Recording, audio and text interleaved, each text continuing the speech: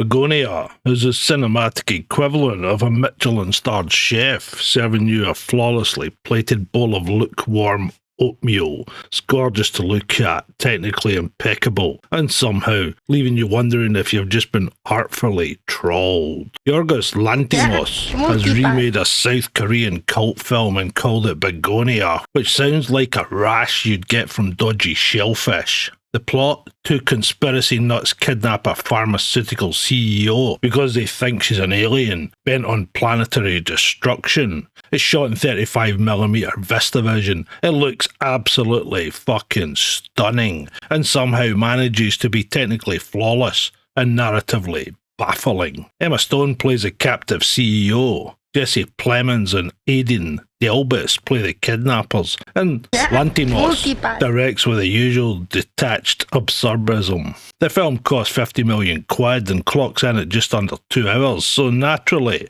it's all about two blokes tying someone up in a basement while the world maybe ends. It's art. Here's the thing, Bugonia can't figure out what the question is it's asking. Is it a satire of online conspiracists? An eco-thriller? A character study of delusion? A straight-up alien invasion flick? The film juggles all of them and drops every single one. It's like watching someone craft a mountain out their mashed potato. Well, Tracy's script, he wrote the menu, has the bones of something sharp. There are genuine surprises, a few solid laughs, and the ending is definitively bleak, which is bloody refreshing for a change given the previous run I've had of bad endings. But the story, it telegraphs some twists while leaving others maddeningly vague.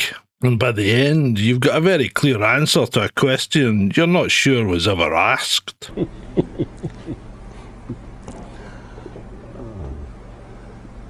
Well, what is the question? Emma Stone is quite brilliant. Because, of course, she is. This is her fourth collaboration with Lanthimos, and they speak the same weird cinematic language. She plays the CEO with icy precision, and just enough ambiguity to keep you guessing whether she's victim, villain, or visiting extraterrestrial. Stone could read terms and conditions and make it sound like Shakespeare. You have not experienced Shakespeare until you have read him in the original Klingon.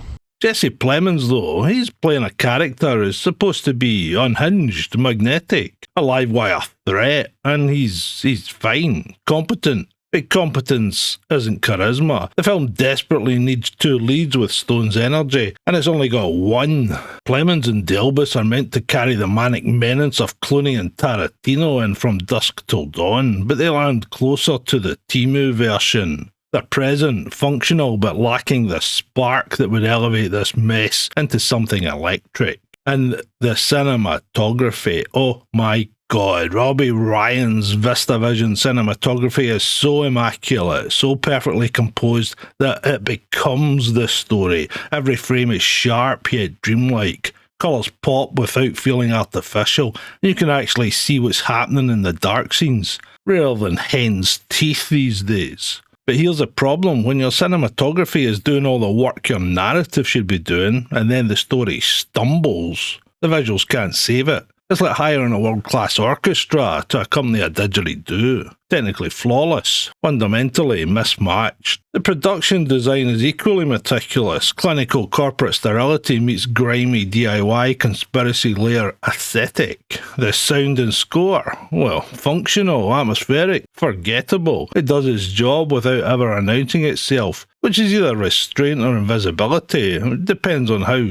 charitable you're feeling today. There's a kidnapping sequence earlier on that's equal parts slapstick and sinister, like a true crime documentary directed by the Coen brothers on a long lunch break. The choreography is tight, the beats land, and for a moment you think, right, this is a film we're getting. Spoiler, it's not. Interrogation scenes crackle with tension. Stone's CEO oscillates between terrified captive and calm executive negotiating a hostile takeover, and it's layered, unsettling. One of the few moments where the script's ambiguity feels like a feature instead of a bug.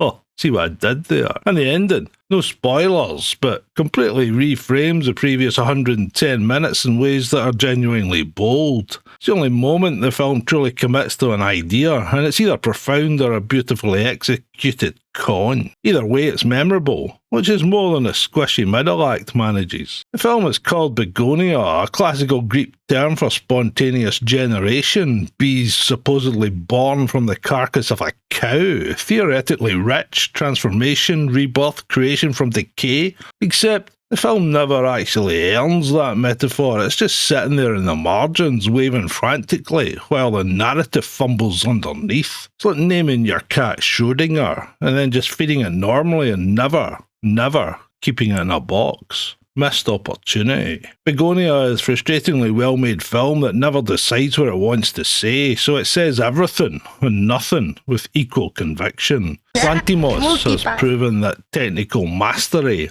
isn't enough. Craft without conviction is just expensive wallpaper. The VistaVision cinematography is a gift. Emma Stone is magnetic. The ending has the guts to be definitive. But Plemons and Delbus lack the chaotic energy the story desperately needs. And the narrative can't commit to a single lane long enough to make the journey feel purposeful. It's not bad. It's not boring. It's just plain unseasoned porridge, nutritious, inoffensive, and leaving you vaguely wishing you did something with actual flavour. 3 out of 5. Watch it for the visuals, stay for Emma Stone, leave wondering what the hell the question was.